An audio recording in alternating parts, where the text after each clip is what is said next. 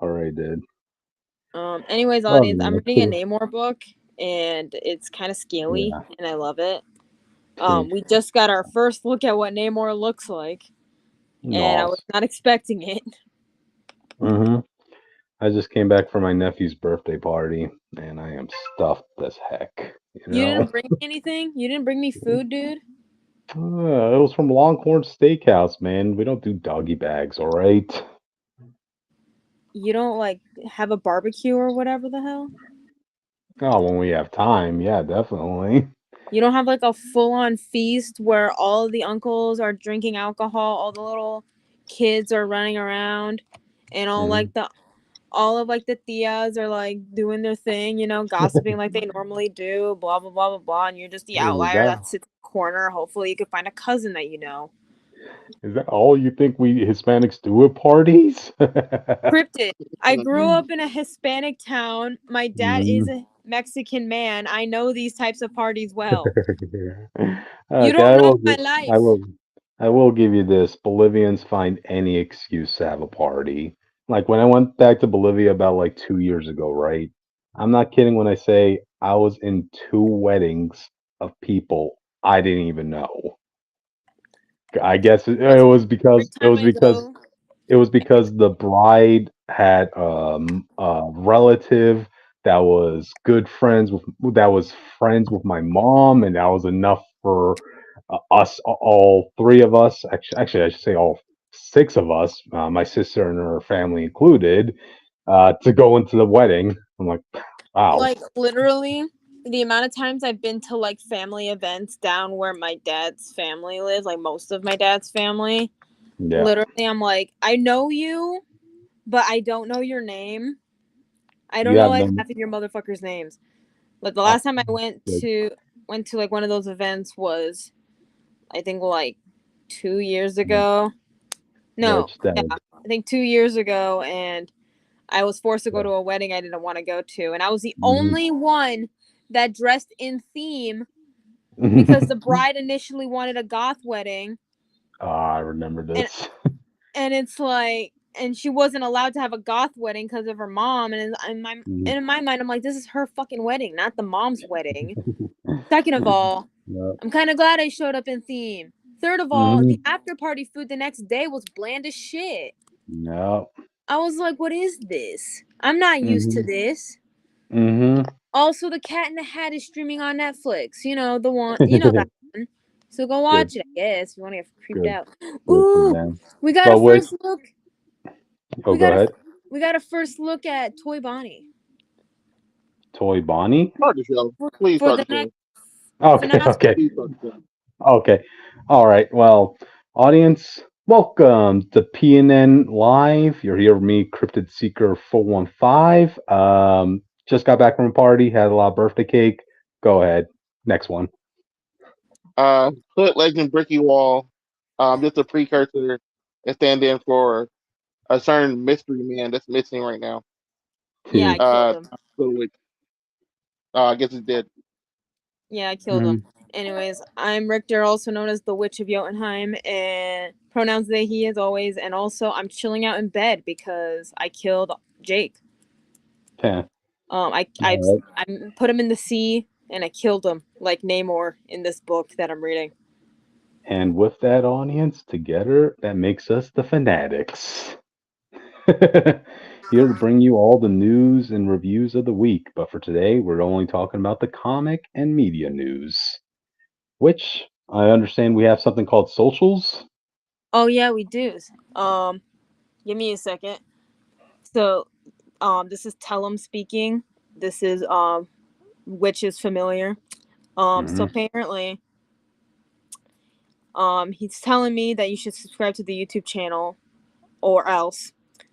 Two, you should follow us on Twitter at Comic Fanatic 69. That's where you can get all the updates if you're not subscribed to the YouTube channel. I don't know why you aren't, Hmm. because which worked really hard on that Twitter account.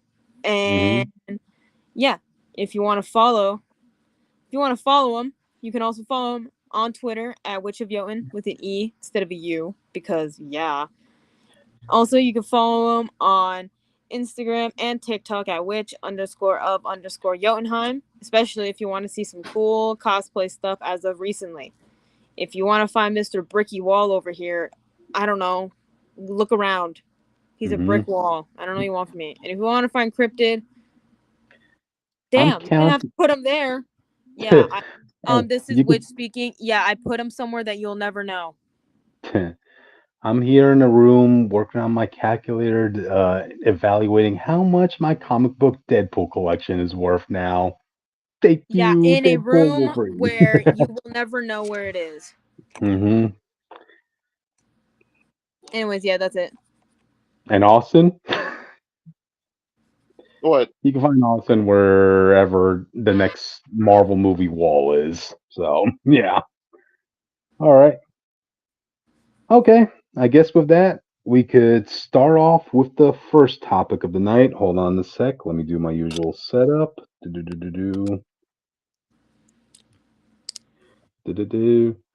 All right. Deadpool box office success and future. Yeah, because audience, he rarely does this for other Marvel movies. He only does this for stuff he likes. What? You get my biggest idol of all time? Like, yes.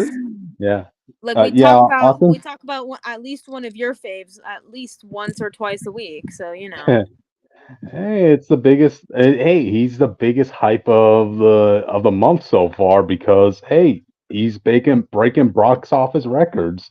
At the timing of this video, Austin. At the timing of this video audience, Deadpool Wolverine has already crossed over $800 million dollars. It's just only been a little bit over a week since it got released. So you could bet your ass off that this movie is crossing the $1 billion mark. I know you're missing the biggest. You're missing the biggest important thing, Cryptid. What?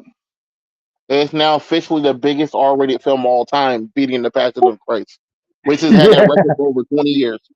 I was about to mention that. Yeah. I saw that on Twitter. To all you naysayers who don't believe in the Marvel Jesus that is Deadpool, well, at least give him this. He beat Jesus. He didn't die for our sins. Yeah, he didn't die for our sins, bro. That doesn't count. Just be thankful he didn't find his skeletons and he found just Logan's skeletons. I'm gonna look up different like alternate universe versions of Deadpool. You know what would have made this movie 10 times better? This was something that was missing from the movie. So I just remember that there is a version of Deadpool known as Hello Kitty Deadpool, or Hello Kitty Pool for short. Yeah. Unfortunately, I don't think they were able to get the rights to use that character just yet. Also, I think Panda Pool would have been nice to see. So that's why this movie isn't a 10 out of 10 for me. Yeah. Funny enough, which I practice martial arts in my spare time, right? I went out of the way to make like a makeshift Panda Pool mask and claws. I don't usually do cosplays, audience, but I just had to do that for I'm the cosplay one because yeah, everybody in my class found that amusing and that stuff. But as for the Hello Kitty Deadpool, yeah, it would have been great. But I guess like the Hello Kitty phase of Deadpool already went out with the first movie, So, and he gave Kimiko that nice. That would have been cool. That's why I also wanted to make this like a double topic because one thing we kind of forgot to talk about when we came to our Deadpool discussion night, which audience you could check out in our channel. The future of Deadpool, really, because after this, you definitely know they're going to be making another Deadpool movie. Like it's already been shown we that. Did talk about it. Did we? Yeah. Well, we said the next steps would probably be the elusive Deadpool and Spider-Man. Would be the hardest movie they could do to pull off. Well, it never say never, man. Remember the hardest move that fans thought the MCU could pull off was getting Spider-Man in general, and look what happened. What? That Sony refused to put their rated R villains in rated R films. Yeah, they're not going to put Spider-Man. That's the problem. Oh shit! Apparently, Deadpool made an appearance in Age of Apocalypse. If anyone, and MC2 and Days of Future Past. So good to know. Also, we don't talk about Ultimate Wade Wilson because he's just the worst. Okay, can we agree on that real quick? For the sake Not of in the my video games. His video game and his fight in Web Shadows is peak. I don't care what anyone says. Oh my god, Eggpool! Eggpool! This whole movie would have been a 10 out of 10 if we would have gotten Eggpool. The fuck? Ultimate Deadpool was just missed potential. Like he only had like one arc. Same with Ultimate Marvel. He only had like one arc to him in Ultimate Spider-Man, and it left on a cliffhanger, showing that he did survive his explosion, but we never saw him again. Oh, I'm sorry. Scratch that. He also worked with John Wraith, who is known to be the worst. So. Yeah, I mean, Ultimate Deadpool. I'm not gonna get into this today, but yeah. I mean, Ultimate Deadpool. Yeah, he was more villainy than wacky. So yeah. They were like, let's put him in. People like him. No, you just fucked him over. Anyways. Yeah. As far as the success of this goes, hey, audience. I didn't put this in topic, but apparently the Marvel scheduling is all over the place right now. Things are being adjusted, things are being reworked, and this and that. But apparently, in 2026, we have like at least 2 Marvel movies that are coming out that haven't been revealed yet. That's going to be Deadpool 3. It has to be. It has to be, man. Like No. What? The one before Doomsday is most likely going to be Spider-Man 4. Okay. And the one after is probably going to be Fantastic Four too, to be honest. It could. But I mean, you definitely know Marvel's going to want to cash in on the success of Deadpool, man. I mean, how many people haven't... I mean, how many they know it's going to be a short success. That's why I don't think they're going to rush it out. They're going to take their time to like this one compared to the last one. They figure out when to do it, how the best way to do it. Yep. But one thing we could tell for sure is like, hey, he's going to be involved in Secret Wars, man. Or whichever one of those, Doomsday or Secret Wars. Either way, he's bringing in money. You know? That's what I'm saying. I think his movie is one ship after Secret Wars in the new, whatever X-Men bullshit timeline we get. Yep. So, hey, good news for everybody, especially if you're a Deadpool collector like me. So, question, what do you think we can learn from this movie? Nothing. There's nothing here that can be applied to any other MCU movie. Thank you. Fan service, a movie for the fans. Hey, this brought people back. Like I was literally at Barnes and Nobles the other day. Right? Went to go pick up some books. Stopped by the cafe to pick up like a cheesecake to go. Had these like 2 women in front of me, right? They looked at me and said, "Oh, nice Deadpool shirt. Did you go see the movie?" "Oh yeah, hell yeah! I went to see it 4 times." And people do that. People have been doing that for years. It's not just because of this damn movie. No, people know about goddamn Deadpool. Can I finish?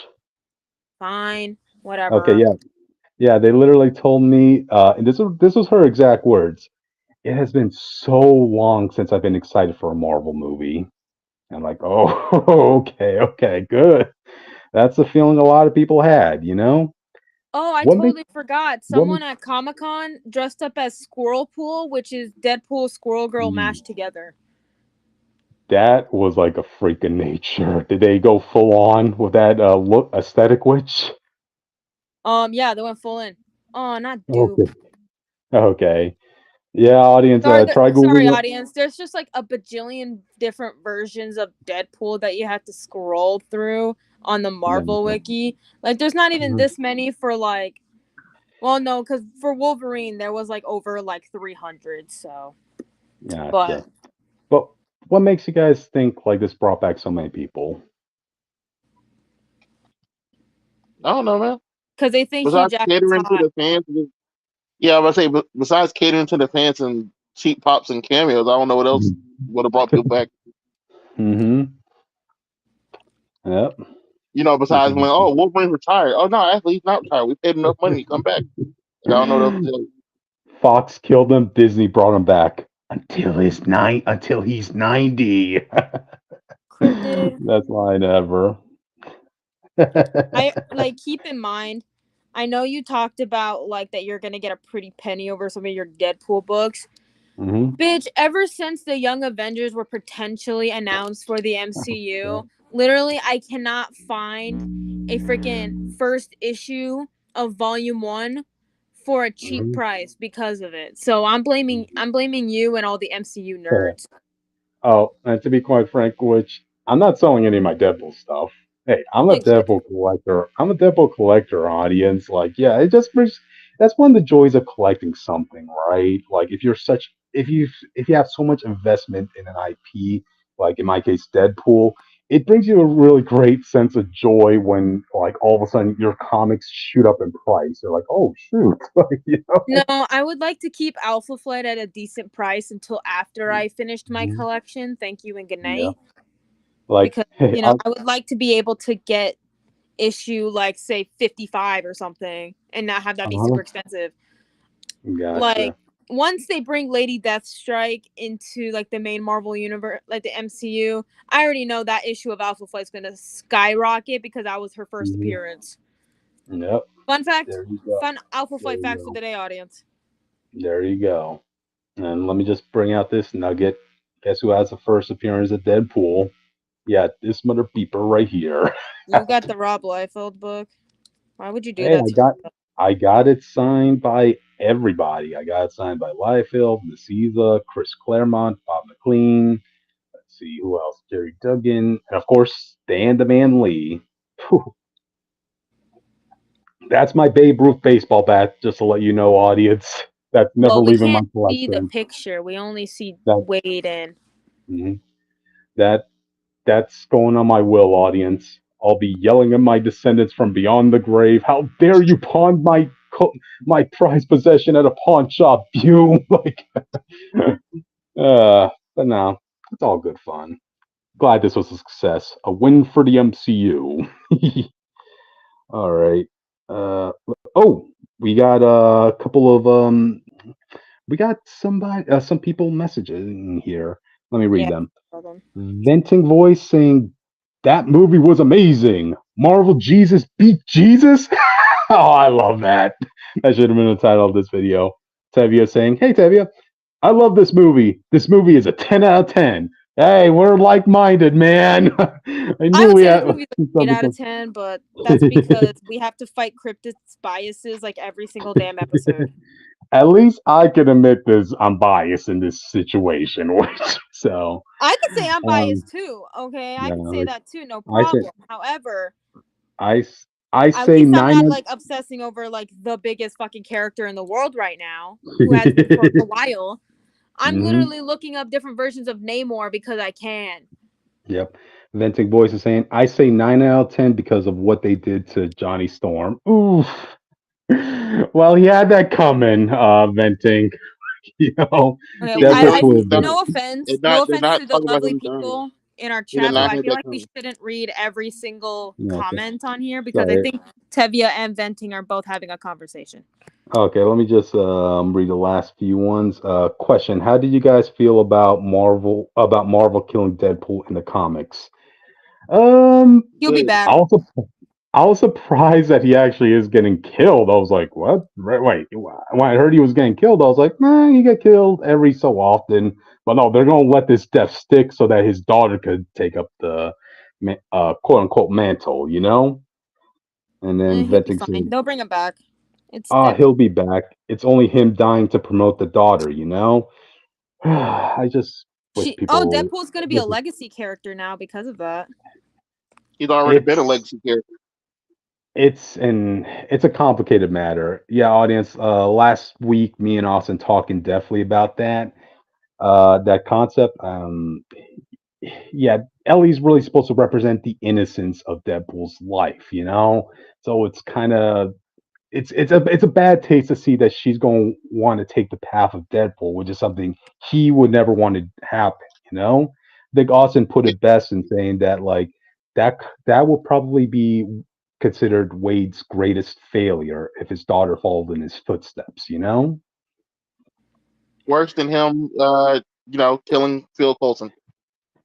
Yep, her Uncle Phil. Let's see. Venting said he'll be back. It's only him dying to promote his daughter. Okay, yeah, I said that. Wow, dude, that's a really rare comic. You should like give it to me, for free. Yeah, I'm pretty sure Venting is referring to my New Mutants '98. As I said, man, it's gonna be in my will, and I'm gonna be yelling at my descendants from beyond the grave when they eventually pawn it off in a pawn shop. Okay, audience. Yeah, Keep in mind when Cryptid dies, the rest of us are gonna go to Jersey, grab that book, and sell it in a pawn shop. Tevye saying true. Hey, because we're not his descendants. We're not even related, so it's fine. I can pull up and do that. Let's see. Tevye saying, question: how do you feel about Deadpool and Wolverine making $1 billion? Amazing to know that my top guy can bring in the bucks. Yay, Deadpool. Anyway, question: do you think Deadpool's daughter will stick because this plan has failed more than once? It's not going to be for long. As a matter of fact, I'm just a little worried a lot of people are going to take this the wrong way because I've already been seeing people reacting to this news saying like, "Oh my God, at the height of Deadpool's popularity, you kill him off so the verse woman could be taking up his mantle." And I'm like, this is just a bad timing situation, Marvel. Like, you know. I think it's just going to stay for at least an arc. We're getting Deadpool back. Like he's not going to stay dead for long. He'll probably just be her Force ghost, her Obi-Wan Kenobi. So yeah. So kind of like how Tony Stark pulled up as a hologram for Riri in the comics.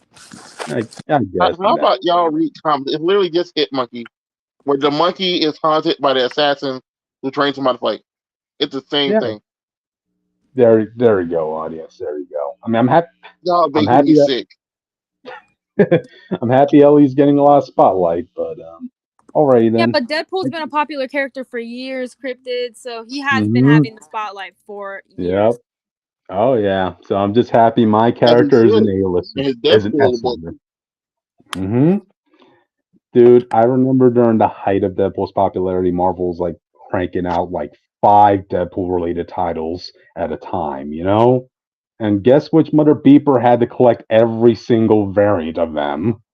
Not me. Good Lord. Yeah. Why is it that Marvel has Deadpool have his daughter, but refuses to let Peter Parker have his daughter? Because they're not Peter Parker.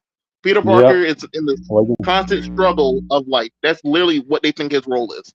He's not allowed to have big W's. He's allowed to have little W's to make you feel a little bit better about how shitty his life is. I know. Even Emma Frost pointed that out in a comic. Every Spider person, other than Peter, in the last 5 years has gotten a permanent power up. Miles' power to evolve 4 times in one book, and now he also has kept his vampire powers from Bloodhunt. That's true. Spider-Gwen just got a permanent symbiote bounded to her soul. She's is that still a thing? It's permanent. It's just in her now. It is who she is. You can't undo it. It's like the Spider-Man 2 game. You can't undo it. Oh, okay. I knew she lost her powers and was wearing a symbiote, but I thought that was resolved. But okay, if that's the thing. So everybody but Peter is allowed to keep their powers, or at least even get a power when they're struggling. That Marvel likes to keep Peter down because they think that what being relatable for Peter means. Even if that's something a lot of people could relate to, that's not something you want to constantly read about. No one relates to going out and getting our ass whooped all the time, okay? Sometimes we win, and we win good. Exactly. I don't want, just because I have a shitty day doesn't mean I want to keep seeing reading something about a shitty day, So, all right. Okay. Well, I guess with that, any final thoughts before we move on, guys? No, let's move on. Okay, gotcha. Hold on a sec. Yeah, he also brought this up. Spider-Gwen's also breathe fire and stuff out of her mouth. What? Okay. I'm telling you, bro. Even if it doesn't make sense, they don't care. If you're not Peter, you're being treated better. I'm telling you that right now. That's how it is. You got to accept it as a man. I'll agree to that. But anyway, let's move on to the next topic. Who wants to do this one? Austin, I guess it's me. Okay. Bro, I can't pronounce that. Don't try me with this. What is? I can't say that. I'll try. Kumail Nanjiani cast as Booster Gold. People are pissed, and I get it. Okay, here's the thing. Yeah. I don't, and I feel like some people might agree with me on this.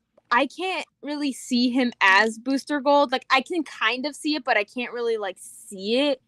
You know, like I can't think of a DC character that I think he could be at the moment. Like I've mentioned before, it's really hard for me to fan cast like actors as characters. Like, do I think he could be Booster Gold? Maybe. However, it's like I said, it's hard for me to like fan cast an actor for a character, but I can give a description of what I want the actor to look like, to fit for the character, if that makes any sense. I probably did not word that right. No, we get what you mean. Like, if I imagine it hard enough, I could see it, you know? Yeah. My standpoint is I could definitely tell like they want to go with the Bollywood aspect of this because like when it comes to Booster Gold, he's all about that fame and popularity and that stuff. My little worry about this is like currently like James Gunn's version of DC Universe, like it doesn't have any legs yet at the moment, right? We still haven't seen a movie. We still haven't seen like this settle in with the fans. That's Like, why I we was like, just got the trailer for Creature Commandos, so. oh yeah. Well, I mean, it's animated though. Yeah, we want like the first live action experience of DC of this new version of DC. What's movie, going to be the first one? Do you know what the first one's going to be? Superman. Superman. Yep. Oh yeah, besides Superman. Yep. I don't know I what think comes Superman, after if I remember correctly, it was going to be. It wasn't it was another side character. I can't remember now. I'll look it up in a second. Give me a second. Okay, Google it. But It while anyway, I do on sticky notes. But anyway, what I'm trying to say is like, I know a lot of people were surprised when it came to the casting of like, Superman supporting cast, right? Especially with Jimmy Olsen, who actually does look like Jimmy Olsen, like ripped out of the comics. So I was That's thinking, what I was going to get into. Yep, I was like, it feels thinking weird like, with how faithful to the comics he has been to randomly pull this out the blue. That's what it feels like. Exactly, and this is just. I just felt like James Gunn's strategy was I'm going to do fan service, like make it feel like these characters literally just came out of the comics, With this casting news of Booster Gold, you can't really see that. Like, yes, it's going to be a different take on Booster Gold, definitely, if they're going the whole Bollywood route. But I could just see some fans complaining about this, Tevye, go ahead, Austin. The only reason I would complain in the sense of this is Booster Gold's first film. I think Wix even could agree with this. I think a character's first appearance in a film should be at least try to be as much faithful as you can be. Yeah. Keep in mind, I don't hate this. I don't hate this at all. I just, at the moment, I can't visualize it. So, even if they did, go ahead. Even if they did like fully like go forward, and this isn't just like a fucking one-shot rumor, I need to be able to like visualize it before I can be like, yeah, I'm down. Like I said, I don't hate this. If it helps, which I'm pretty sure the character he was playing in Eternals will be echoed through his performance as Booster Gold. That's the way I see it, because his character in Eternals was very much about the Hollywood fame and that stuff. Yeah, I mean, I watched the movie. You know what? After this, I think I might watch it again. Who knows how I'm feeling? Gotcha. Because I loved Eternals, because that movie was great. Yeah, but like for the fans of Booster Gold, because Booster Gold has a lot of fans, surprisingly. It really I found out like a few years ago. I'm still not a Booster Gold fan, but I know someone who's a Booster Gold fan. Yeah, one of our members in the chat is a Booster Gold fan. Tevye, if you're still here, man, we would love to get your input on this. Also, shout out to Ash, who's also a Booster Gold fan. Booster Gold and Ed Cord. Yeah. he has a cult following, like Yeah. mhm. For Frankly, for them me, like though, I would wish they would go full, yeah, faithful for his first appearance. yeah. But I I know. can't be mad at them. I can't see a full on Yeah. stuff. I mean, I know a lot of people were expecting like someone like Chris Pratt to be Booster Gold. No, stop putting Chris Yeah. Pratt in fucking everything. For 5 Because fucking minutes. He does not need to be Booster fucking Gold. It was not about putting him in everything. It's about James Gunn like reusing actors and who are yeah, his friends. yeah, He Because doesn't that's most have of to the use Guardians Chris are going to one. be Pratt. in DC. Yeah, Yep. and most of the Guardians are going Nothing. to be in DC. Yep. I mean, I think it's already confirmed that Tom Clementov is going to be in a DC project under James Gunn. Yeah, So, mhm. Let's see. Booster Gold was goaded in Justice League Unlimited. Oh yeah, I did really like that episode. You know, that was one of the golden nuggets, no pun intended, of Justice League. It gave a lot of minor characters their own spotlight. And their own episode dedicated to them. So, all right, hesitant, but just worried as to how the public's going to react. You know.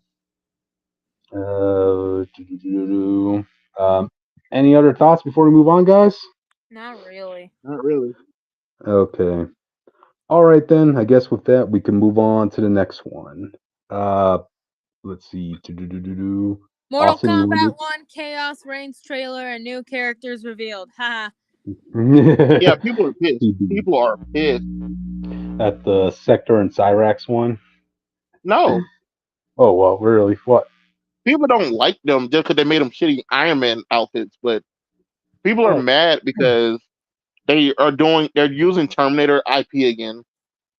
mm-hmm. Uh, People like Ghostface, but like he's just a regular dude. Like, so people like, what the fuck? He has a pocket knife. Like, come Yeah, on. like, so people are like, you could have got any other horror thing, No. It, you, we you get why know, you did Ghostface, but bro, it's a guy in an outfit. yeah, it's just hard to go. Like they've already done so many DLCs and pop culture icons that you're really scraping at the bottom barrel at this point as to who you can put in now. One interesting thing I did find, like I was watching a YouTube discussion over this, right? They came up with a good suggestion, right? Like the thing about Ghostface is it's not just one person; it's a group of people, right? What if Yeah, but you Yeah, what if you use this opportunity to have like obscure Mortal Kombat characters, have their move sets be put into Ghostface, like Cobra or Kira? they're not gonna do that because the But, people gonna be like, oh, you're just ripping off Shang-Chi and Shinichu. Where that guy old nigga name was Shinichi? What? The but like, old dude that copied everyone's moves. I don't remember his name. yeah, but something like Jinpachi, Jinpachi or something. Whatever his because name like was. they did that with the Xenomorph. They gave him Baraka's move sets. And they said That's they why I did. don't think they're gonna do it here. I think it's gonna be more of a measure of him just bringing people in, kind of like how TMNT was in Injustice 2, where Yeah, yeah, certain moves will bring out different brothers. So what it'll be is it'll bring out yeah. different versions of Ghostface who do their specific stuff from the movie. Like a lot Gotcha, of them have specific habits of an attack that you can switch in and out of. I like that. gotcha. They Let got me up to just read. 9 to choose from. Oh wow. Let me just read Venting Voices comment. Did Ghostface beat Shang Tsung and Quan Chi in his ending? If so, they're really ass. Quan They were ass Chi. anyway. They got hit with some regular kicks and stuff, and then lost. Them with ultimate power, lost with like some regular kicks and stuff. They are terrible this Mhm. timeline. They lost every fight in Mortal Kombat 1 in story mode. They lost every fight, Yeah. whether they're together or alone in the story mode. They lost against everybody. Fought. They should not even made it to the end of the game. Oof. Wow. But yeah, so people like Ghostface is some regular dude. We don't really want him, and people were surprisingly disappointed in Conan. I love Conan. I was happy for him, but Conan has become more of an obscure IP. The Uh theme of huh. this pack is all 80s people. So, Terminator 2, uh, Yeah. Ghostface. Well, Ghostface is not 80s, but Conan is 80s when it comes to movies. He had comics all the time, but Yep. people ain't seen a Conan movie since Arnold Schwarzenegger, which is the version they use. I gotta be honest. I know he was in he was Conan the Barbarian, but I never got a chance to watch that movie. You know? He has two Conan movies, and I think they're both amazing. Oh, okay. One of these is what I watch for movie night then. I remember reading some of Conan's books as a kid, but never got around to it. I think So, his run with Marvel was great. It mhm. just ended prematurely because they didn't want to finish the IP. I will finish buying IP. Oh But yeah, there was a time when Conan did enter one of those Avengers events. I forgot. yeah, he was the Yeah. Avengers No Road Home with Yep. Scarlet Yep. Witch. That's true. It's been so The long, reason man. the reason they didn't finish the reason they didn't keep buying IP was because of the you remember the Pocahontas situation Yeah. Oh where yeah. yeah one of the females had a nickname Pocahontas and they were like, oh, you're people got mad when you're making fun of her and all that stuff because of the way she Hmm. dressed and all this. So but yeah, so they didn't want to Yeah. keep having trouble with IP.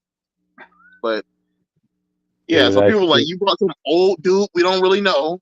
You brought Hmm. another Terminator who one we already seen. Even though the T-1000, whatever 2000, whatever the guy Yeah. was, he was peak. This guy Yeah. was great.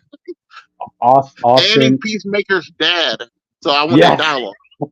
I wanted to say that too. I want to see that interaction dialogue between Peace and Terminator. You know. Yeah. Hmm. And people just didn't like Ghostface. And Sector and them being random Iron Man women from different universes didn't help either. Gotcha. Especially since Uh, like they don't seem to they I say see. they're Lin Kuei, but they don't have any of the Hmm. traits of the Lin Kuei clans. Hmm. So it's like, what are you talking about? Yeah. If it really Um. just feel like some random people in Iron Man suit. Yeah. I was like watching some reactions on that. Right. I remember seeing one person bring up that probably the reason why they went with this route of gender bending Sector and Cyrax was because they didn't want the DLCs to just be a sausage party. You know. If that's the case, then bring Cassie, the people are asking you to bring back. Yeah. Let's There's see. plenty of women you could bring back. You got Scarlet. You had Let's see. what's it? I can't remember her name right now. It's been a minute, but she was Okay. in Let's see. Mortal Kombat 10, but she didn't have a fighting role. There's a few females you could have brought back, Gotcha. but Venting it needs voice is Sector saying, again. Venting voice is saying, I'm glad they're exploring the post-credit scene with Havoc's universe crossing over and stuff.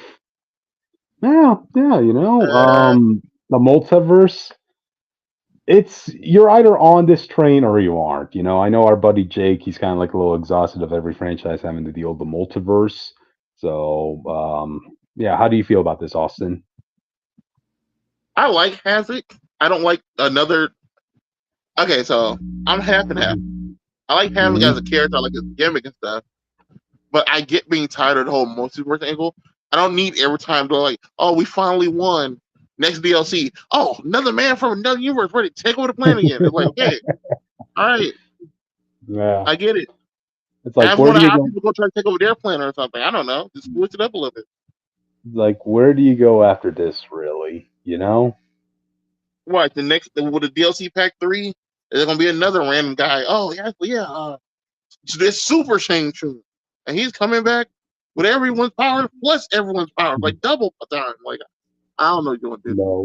No, we're gonna have the Liu Kang that steals souls. Yeah, yeah, They their version of Batman who laughs. they they waste the best DLC story they had in Hmm. the ending of Scorpion, I believe. So Hmm. Sub-Zero Scorpion, his ending is he trains. I can't remember his name right now. It's like Shinpachi, Hmm. Shinjaku or something. But this is the kid who trains under everybody, and he learns everyone's skills. It was from like I believe Mortal Kombat to Jinko or something. He's Jinko, I believe. Yep, yep. It was like Shujinko. Mortal Kombat 9 or 8 he was in, or Deception, I don't remember. But Gotcha. he trained under everybody, and then he got old and he turned evil. Like they just said it's in the end of the story, of the story Hmm. long, and they all had to come together to fight him, like everyone Hmm. together, one arm versus one guy, and they couldn't even kill him. They just had to seal the memories away. So eventually Wow. he's gonna remember and be evil again at some point. Wow. Wow, like that could have been a DLC story, and he could have did some of that in Mortal Kombat 2. You brought that back. Why is this a 5-page thing at the end of the story mode? They gotta save the good stuff for later, man. Ventic Voice is saying the Liu Kang who souls. I just find it hilarious that it's such a trope now. Give the best good guy the worst traits of the bad guy. But yeah. Aside from this, funny enough, Sector is actually my favorite character to use in Mortal Kombat. And when I saw that they were going to be gender bending these two, I was like, I'll see where this goes. I'm not like upset about this. I could tell that he just wanted to do something a little different. I know some are saying like, oh, it's just them with the Iron Man armor. Well, a lot of the characters here had to get a little tweak because this is an alternate timeline. I mean, hey, look at Kotal Shao Kahn, right? Like he's instead of using his warhammer, he's using an axe. Stuff like that. So I'll see. With the Ultron route instead of Iron Man route. The Ultron route? Oh, full on robots? Yeah. Well, that was the ending. I don't know if you remember. That was in this story mode. That was Sub-Zero Bihan's plan. He was gonna do the Cyberlink Quake, but he couldn't really control them, so he had to stop that plan. So this could have been a timeline where that plan actually worked. You know what I mean? Like that. Gotcha. I mean, personally, my favorite adaptation of Sector was actually, what was it? MKX. It was the Triborg. No. Venting Voice is right. So it was Kung Lao's ending. He trained Jinko, but Jinko, with his arrogance in training him, made Jinko way worse. Okay. And they had to teach him how to be humble. And that was how Kung Lao learned him. But yeah, that's how it was. Gotcha. Let me also read the other part. Ventic Voice is saying, Scorpion is training Hanzo Asashi in his ending, if I remember correctly, but Shujinko taught Kung Lao to be more humble or something like that. Yeah. Mm-hmm. Thanks for clarifying that, Venting. But yeah, let's see. Aside from that, okay, we talked about Conan. We talked about the Sector. They should have brought back Sonya, to be honest. Yeah, I can see that. I don't she know if they're teased to any of the endings, so like she could have showed up. You know what I mean? I forgot. They needed a female. I forgot. Was she in Mortal Kombat 1? No. Not only was she not in the story, she wasn't mentioned at all. But I guess they're just waiting Jax to see. Got mentioned in Keshi's ending. Yeah. Kenshi's ending. Yeah, I guess they're just waiting to see if they want to bring Ronda Rousey back as Sonya. I have to make it. I think they should get someone else. Yeah. No offense to Ronda, but yeah, voice acting is its own skill. Let's just put it that way. So, all right. Noob Cybot, any thoughts on him, Austin? His design is terrible. That's the worst look we might ever seen. I know. Like, they just want to be different, but sometimes you do misfire when trying to go different, I like him being here, but once you make it a multiverse thing, none of it really matters. You know what I mean? Mm-hmm. Yeah. And then it's like, are we going to keep this gimmick going into the next game where everyone just show up whenever they want it, and you just have any version of any character? Like, I get the appeal, but story-wise, like, I'm not going to care that this Bihan became new Cybot when we got Bihan around the corner over here. Yeah, that's the unfortunate baggage that comes with the multiverse and variants of that stuff. He killed Liu Kang. Oh, there go Liu Kang. So did Liu Kang?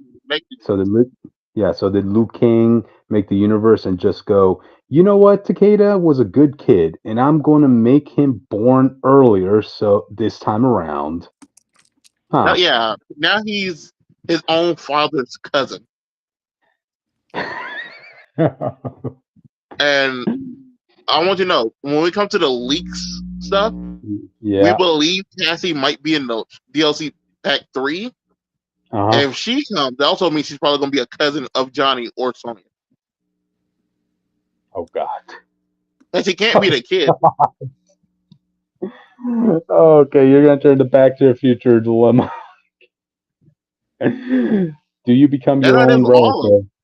Do you become your own relative? Is what you're telling me. Shatterstar and Longshot did. That was, So, They okay. All right. I didn't know look that. it up. Look it up. They became their own fucking parents. The whole thing. Huh. Oh wow. It was because like time travel the shenanigans. So Shatterstar the is both Longshot's dad and his son. the fun route of time traveling, audience. You know. Okay, let's see. Venting is saying plot twist. Cassie is from the future and the only actual combat kid. There you go. There you go. But yeah. Any other thoughts on this before we move on, guys? I don't play Mortal Kombat, so no. Gotcha, DLC gotcha. can't fix your game. It didn't save Avengers PS4 audience. Remember that. Alright then. I guess with that we can move on to the next one. Hold on a sec. Oh, I just watched Wait, that. wait. Wait, read the comment. Okay. Hold a sec. How did you guys feel about them speed running plot lines and story events and DLCs instead of waiting for a sequel? In the story mode, I really liked it. I think the story with some of these characters had the best work of these characters. I think this is the best Johnny Cage I've ever seen. Mm-hmm. I like this unique version of Ermac. I don't think it's the best, but I do like how unique it is. Yeah. And having Sindel and Gerald in there really changes up a lot of things. Yeah, it paid off one of the endings. I think it was in Mortal Kombat Deadly Alliance. Yeah, I think it was Sonya Blade's ending that showed that one of the spirits of Ermac was her husband, you know? Yeah, so I think some of the stories they did were pretty well. And the ones that were bad weren't bad enough to take me out of the story. Besides how bad the villain team was, they were trash.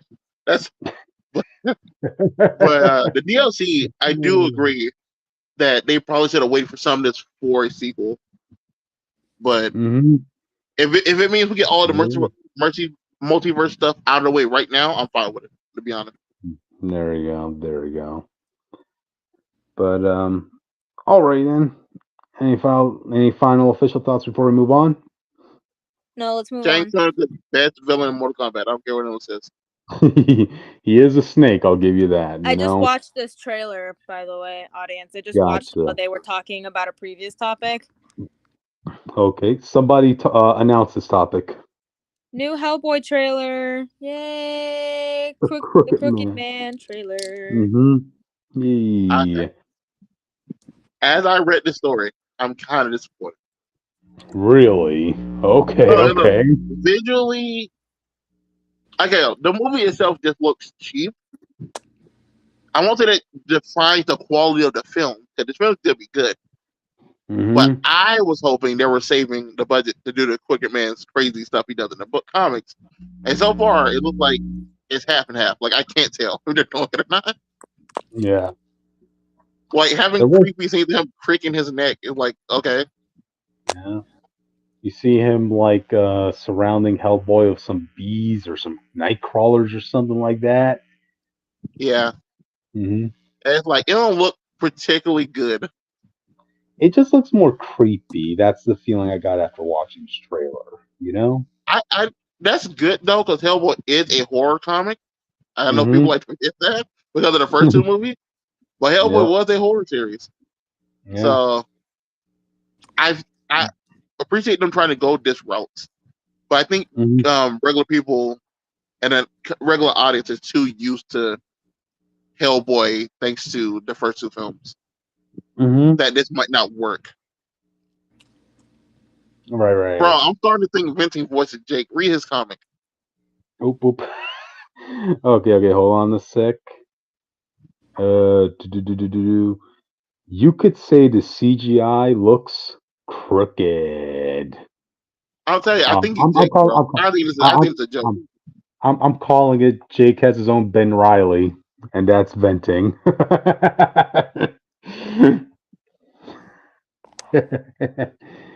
But alrighty. I'm not as much of a Hellboy fan as Austin is, but so coming from my standpoints in this, I'll give it a try just for that creep factor Can of I be it. 100% real with you after watching it just Sure right thing. now? Go ahead. It feels like every other supernatural horror film that has come out in the past 10 years. It feels like that. It just so Um, happens to have Is, Hellboy in it. is that a good thing or a bad thing? Which? That's It a bad thing. depends. It depends. If they do Okay. it right, then it's a good thing. If it's like super fucking generic, then it's a bad thing.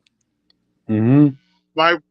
My problem with it, which is that with how cheap it looks and stuff, even if it's good, I don't think a lot of people are going to be interested in going to see it.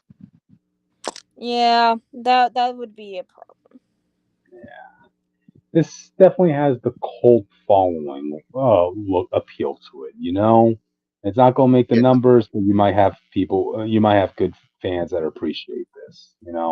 Well, maybe. It's too early to tell. Look, this probably should have been a Netflix film or Hulu film. Just saying. Also, do you think they should have gone the route of an animated movie with this? Animated movie would have did way more justice. Mm-hmm. Because But they have given Hellboy 2 animated movies. anime for Hellboy would have been great since you can do the full unique shading of the comics, which is a big pop for Hellboy. Mm-hmm. Like that, if this movie was just not in theaters, I think it would have been fine. I think people would be less harsh with it. When you put it in theaters next to any other, CGI things, like this is clearly not putting as much effort in anything else, even if the other thing is bad. Yep. That's true. It looks kind of meh. Mm-hmm. Like, I probably might not see it in theaters. Who knows? It's not a full price. This is a Tuesday $5 film right now. Yeah. Audience, I know Also- y'all are used to streaming movies, but there was a thing called direct DVD home videos. And that's Yeah, kind of they what this love looked it. like. Yep. They did it for the sequels. Yep. But wait, you were about to say something? What was I gonna say? I forgot what I was gonna say. Oh yeah, I'm not the biggest Hellboy fan, but I did watch those movies, like the movies when they first came out, and I liked those movies. So I thought they were solid, really. Yeah, For what they I were. liked the movie. They were good. Yep. But I don't know, man. This movie's just not hitting. Mm-hmm. I think it's because it kind of looks like a generic supernatural movie. Does that make sense? It just kind of looks like a generic supernatural horror movie that we've seen a bajillion times. It reminds me of Hellstrom. You remember Hellstrom, the Marvel show? When Marvel was going to do that whole supernatural Hulu block? So we're supposed to get Hellstrom, something else, Ghost Riders, another show. They wanted Ghost Rider to Hulu. I recall that. So never went through. They took them out of Agents of S.H.I.E.L.D. and put them on a Hulu show that never happened. They took what it's funny you should bring that up because they literally took out Mockingbird and her husband from Agents of S.H.I.E.L.D. because they promised them their own spin-off show that never happened. Mockingbird, and it was like Mockingbird and something Most Wanted. I remember that. Yeah. Mockingbird and Hunter, that was his name. Hunter, yeah. Wow. But hey, you roll the dice in these things, so. They know they did. Oh, yeah, they know they did when they saw this film. There's no way they thought this was going to fly. They should have been on Netflix or something. Yep. Oh boy. But I only saw that last Hellboy reboot with my dad. I fell asleep though. Don't think I'll be watching this one. It looks worse, to be honest. This will 100% be better than that last film. That last film asked, "Oh, how can we make Hellboy look cool?" And then they mixed 3 full stories together, and then decide to not tell you anything. Like that movie starts and ends 4 times. Like, oh yeah, the David Harbour one. yeah. That was horrible. By the time they finish the second act, it feels like the end of the film, and they're like, "Oh, we have a whole nother thing to do."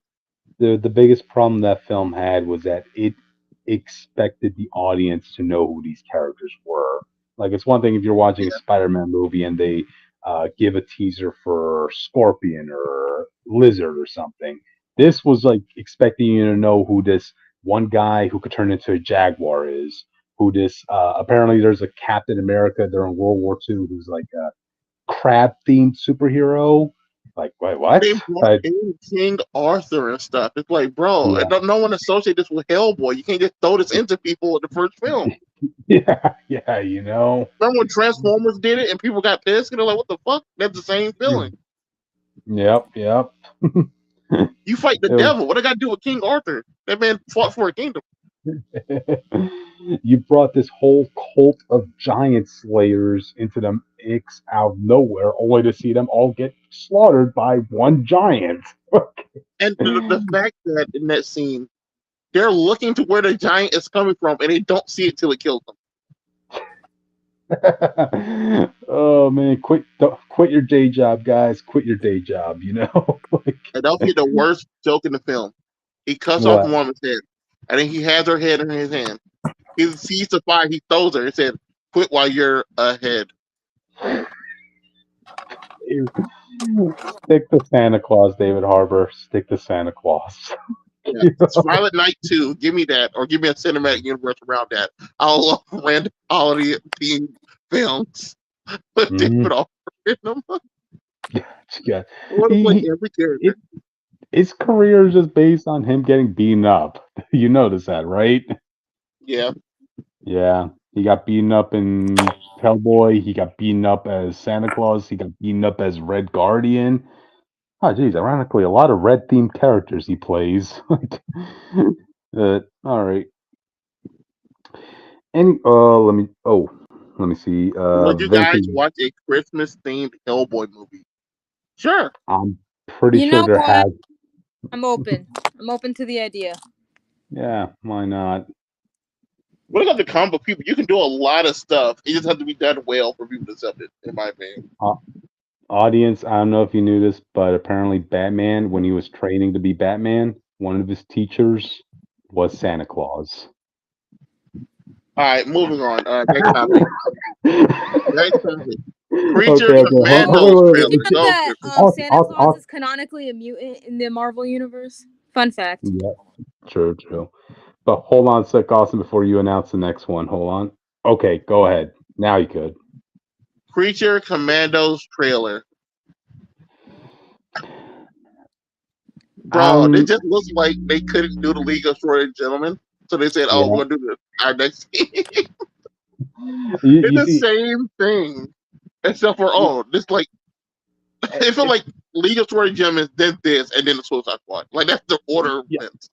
You know, it's funny you should bring that up, Austin, because, okay, maybe it's because I'm just seeing a lot of James Gunn's take on team superheroes or, comic book teams, but I'm just feeling like I'm seeing them all being the same thing, dick jokes or, hey, we're the rebels. What I was warning people about Cryptid. Yeah. I was like, it's fine to like one man's vision, but he has one sense of comedy. Yeah. I'm seeing this with Guardians of the Galaxy, with the Suicide Squad, with the team Peacemaker had, and now Creature Commandos. I mean, it's all feeling like the same thing. And for God's sakes, you literally have one character here who is from the Suicide Squad, that Weasel character, Yep. Mm-hmm. And he just using Rick Flag's dad to replace him at a moment. Yep. I mean, hey, you didn't even need to call this Task Force M. Like, it's the Suicide Squad. I mean, come on, Just with months. Yeah. It's literally just the League of Extraordinary Gentlemen, and which was owned by DC, but it's on Mark Miller books. They couldn't use it. That's why they don't have the movie release. And that's what it feels like. They was like, this is our next best guest. Gotcha. Venting Voice is saying, just be better than the Harley Quinn show. That's all I ask. Ooh, okay. My I didn't know. our friend Jake loves that show. I hate it. I still have not watched it, besties. I still have not watched it. The romance between Harley and Poison Ivy is good. It's just everything else and how they make Harley basically center of the universe and how casually everything happens. Like I hate it. I did see that clip from that show where Bane was literally beeping a skyscraper. You see the scene where Darkseid just shows up and gets a drink, and he acts like a party dude. The embodiment of evil, Darkseid. I didn't see that. Oh boy. Venting is saying it fell off after season 2 ended it for me. That's fair. Gotcha. But yeah, I kind of would like a little variety of this. I mean, I know the League of Extraordinary Gentlemen failed when it premiered. Like, it didn't sit well with audience. But you know what? I would have liked to see that tone done a little bit better. Maybe you could salvage that with this, But to be fair, that they turned that. If you watch that movie with the League of Extraordinary Gentlemen, it's literally just the Avengers' first movie. It's the same film. Like I really feel like Josh Whedon just ripped off the League of Extraordinary Gentlemen. If you follow that plot, from the whole part to the structure of the story, only thing that movie does not have, Avengers don't have that movie did, was that the main character, I guess who would have been Iron Man or Cap, passed on their weapon to a new person. So he gave it to the kid, to Tom Sawyer. Yeah. That's the only real thing. They forced some American representation on a British team. They turned this group that's supposed to be all villains into superheroes. And they just turned Mr. Hyde just straight Hulk. Nothing like Mr. Hyde. He just hit him. And remember Moriarty from Sherlock Holmes? Yeah, well, they basically made him a precursor Doctor Doom. With the iron. To be fair, he was supposed to be the Phantom of the Opera. He was supposed to be what? The Phantom of the Opera. That way, the Phantom. Yeah. But I guess the studio was like, just say he's Moriarty. More people might know that. Yeah. So yeah, they switched from him being the Phantom to just Moriarty, and people were mad. I was mad. It was terrible. But the best thing that movie did was make a thief Invisible Man. Because either the thief like, let me steal the invisible potion so I can go steal stuff better. And he's drunk and realized he couldn't turn it off. It's one of the funniest things to me. I would love that in a movie. It's bloody hard to go back. Yeah, that Irish accent and all that stuff, Yeah, that was the best part of the casting for me. Him and Sean Connery was great, even though Sean Connery hated the film. My favorite part was when, the guy who was trying to recruit Sean Connery's character is like saying, "God dang it, man! Where's your sense of patriotism?" And Sean Connery just lifts up the glass saying, "God save the Queen." Well, that's about as patriotic. That's about as patriotic as it gets over here. Like, which this movie had a Bride of Dracula in it. She was pretty cool. You mean the Bride of Frankenstein? No. The League of Extraordinary Gems had the Bride of Dracula. Oh. I watched the trailer. You act like I didn't watch the fucking trailer. I watched the trailer.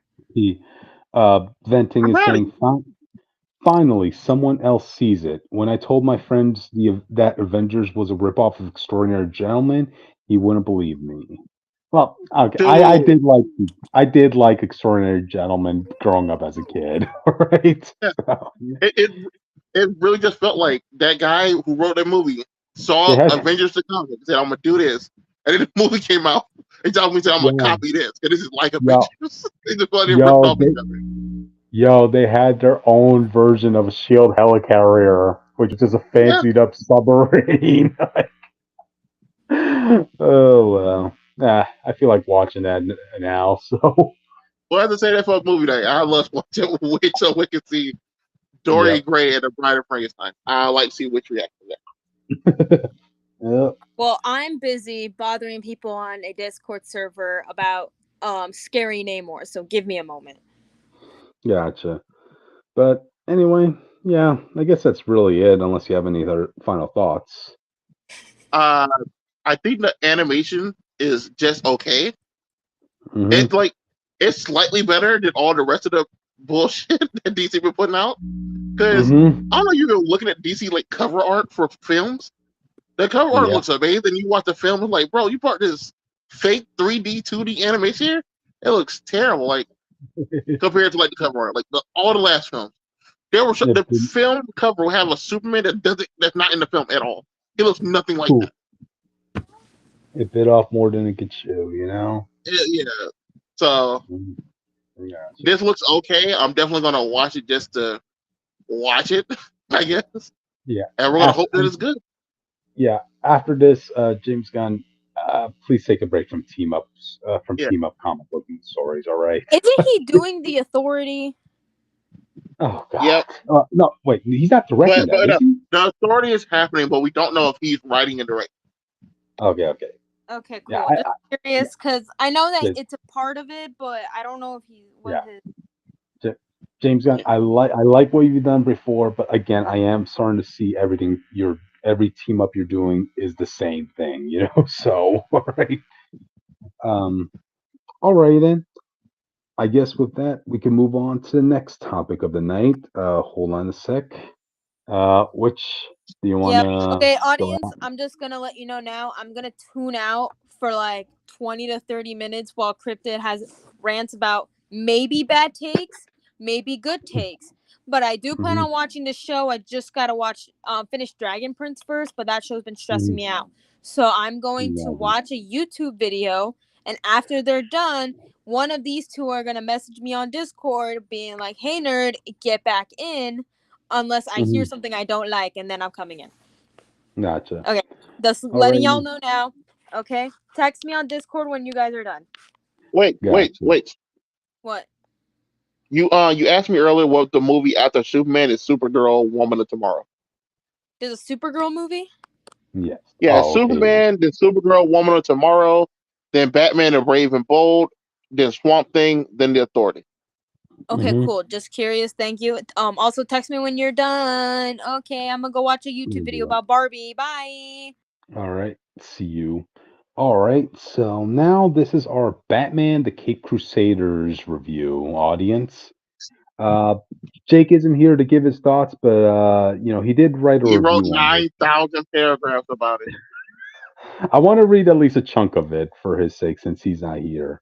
That's Okay, bear with me for this, Austin. So Jake's review is Batman the Caped Crusader is a fantastic show that had me hooked in every episode.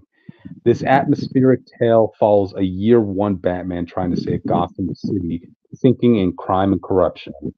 What I love about this show is the simple episodic nature of the season. While there are plot threads that carry over episode to episode, the episodic plot themselves are very self contained. Some of the villains we've come to know have gotten revisions that made them just as interesting as their original interpretation. Harley Quinn was one of the surprising standouts. I didn't think I would like her at first based on the trailer, but from the moment she's introduced, you know exactly the direction they're going to take, and for me, it was a pleasant surprise.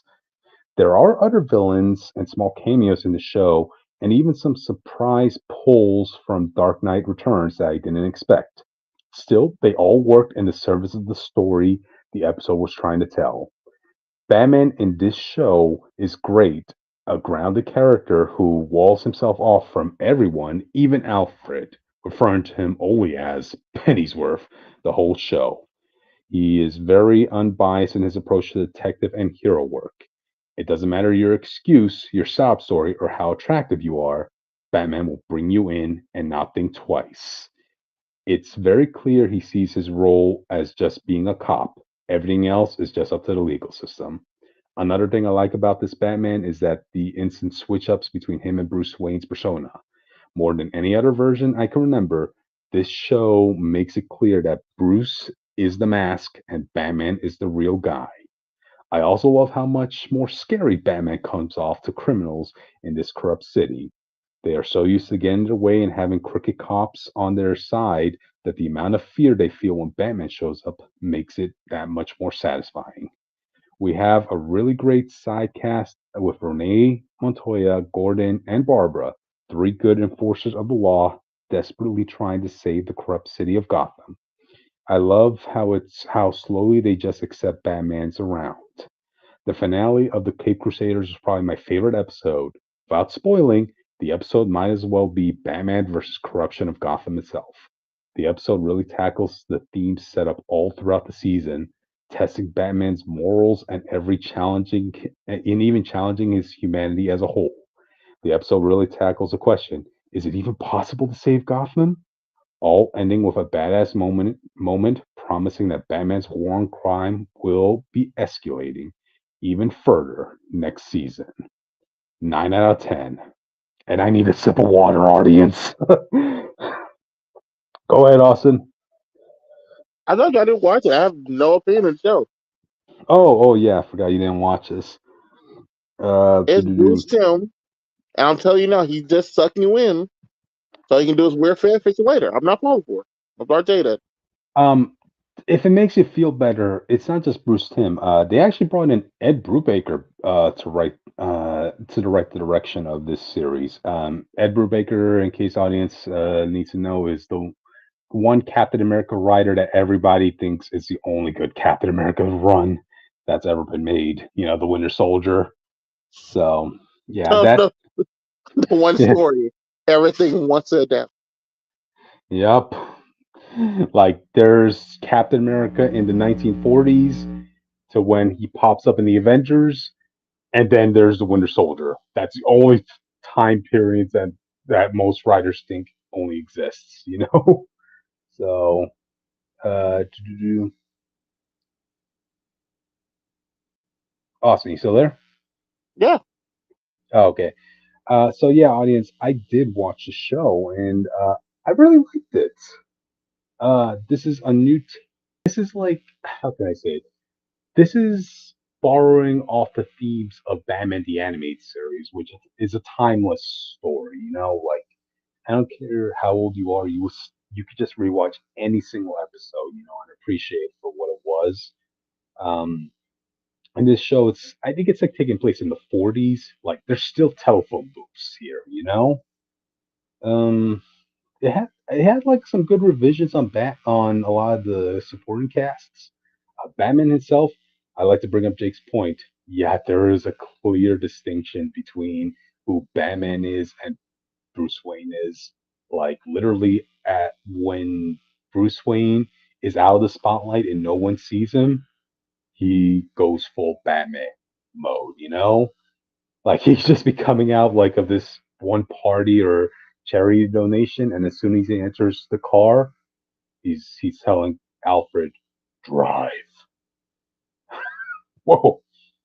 Out of like all the depictions I've seen of Batman in the past, like this is like the one depiction I actually have to say, I kind of feel like Bruce does need a few sessions in Arkham Asylum. Like, that's how extreme he is. Like, Austin, let me paint you this a picture, right? You all know, right. when Bruce Wayne's parents died, you know, Alfred tried his best to kind of comfort Bruce, like, you know, make his cocoa and that stuff. Bruce just stayed silent. And when they was sleeping, like, you know, he came into Alfred's room, waking him up. And I swear, Bruce Wayne, like, he's like 10 years old at this point. He feels like that, what was that character? The one that's famous for jumping out of the TV, you know, pale Oh, skin, long black yeah, hair, yeah, yeah. The ring. ring, something like that. Like, Bruce Wayne, he's like there standing, his eyes wide open, telling Alfred, they will all pay. I'm like, what the fuck, kid? What? He feels like the Yeah, second Jake coming of told me the about this. Antichrist. Yeah, that was very creepy, Austin. And it just kind of proceeds from there, you know. Um, I Jake was right in like for Batman, there is no compromise, right? You do the crime, I'm bringing you in. Like there's this one fantastic episode with Catwoman, right? Where Catwoman, yeah, she's Yeah, just inspired by Batman. She's like, oh, I like the Bat theme, so I'm going with the Cat theme. Oh, he has a Batmobile. All right, I'll use what money I have left to customize my car to the Catmobile. This and that. And yeah, their first interaction, Batman beats her and brings her ass to jail. I'm proud of him. You know, Turn yeah, Batman to never. yeah, I know, right? That was very surprising. That was like the whole Superior Spider-Man finding Black Cat shit. Like he punches her in the face and just yeah, you're getting arrested. You were stealing. You know. I mean, of course, Catwoman gets out scot free. Like she pulls the whole Dame in the Woods routine. Uh, Your Honor, I was just in a very difficult position until this Batman came up. You know, and God, they they this did Batman will some. beat you up for jaywalking. I'm here for it. Yep, and this like this lawyer, whatever, like they basically pulled off this whole mumbo jumbo. Like, well, technically there isn't any evidence to state that she did steal the jewelry, you know, so she got off scot free. And Batman's like, no, no, no. Next time I see her, I'm definitely bringing in a photographer to take pictures of her stealing.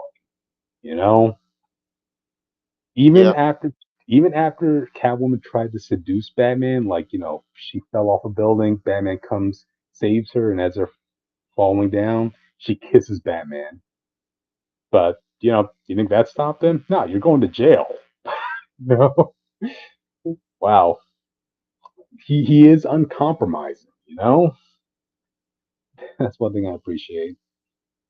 Even like certain takes of like Two Face, right? Of course, in every depiction, you're always waiting for Harvey Dent to get that acid or burn or whatever is going to be disfigured in his face. This one hmm they did kind of something a little unique. In this case, like it's really the human side of his face that's the aggressive one, while the burnt half of his face, it's the sad one you feel pity for. I did like that little twist. Now, going to the one that everybody is talking about. Let's see. Let me bring up her picture to have it. Os. Okay, Oswalda Cobblepot. Audience. I know a lot of people are feeling a little upset about this because I get it. Like there have been some bad takes of gender bends over the years, like to name off the top of my head, Marvel or Taskmaster, this and that. This one with Penguin, right? I'm a huge Penguin fan. He's my favorite Batman villain of all time. One thing I've noticed over the years is like a lot of different adaptations of Batman tend to have a different take on Penguin as well. Like you're never going to expect like the Penguin from Adam West's Batman show to do the same things that the Penguin does from Danny DeVito's version and vice versa. yeah. Mhm. I mean, and heck, you look at Robert Lord Taylor's version of Penguin in the Gotham TV show, dude. No matter how you feel about that show, Penguin was the MVP star of that show. Like he made that role his own. Like they tried giving him penguin aesthetics, like combing his hair into that of a filthy penguin, to even his leg being broken after he was caught snitching from his boss, and so now he kind of walks like a penguin in a limp. He made that role his own to the point where by the end of the series, when they tried giving him a monocle and tried giving him like a little chubby gut, I didn't feel like he needed that. He already made the penguin his own. So in this take, when I found that penguin was going to be gender bent, the only thing I was thinking about was they could have used his daughter. You know, audience. I think her name was Addison Cobblepot or something like that. She is literally just Penguin in his prime, and that's just part of the humor of it. She, she's every bit as sick and sadistic as her father is. She is Hold Daddy's girl. hold on. Vince's voice says, she looks gross. Well, Penguin is supposed to look like a gross Yeah, character in a lot of she, adaptations. You know, yeah. like look at Danny DeVito's take on Penguin. I mean, he literally looks like the offspring of a human with a penguin, you know? So this take Also, when I this heard is the Batman that would make memes about that people make memes about. You're littering in my city, and he starts fighting you. That's exactly what he sounds like. That's exactly what his Batman sounds. He catches you jaywalking in a Mhm. busy street, and you're getting tossed in the alley and put in the trash. That's true. That's true.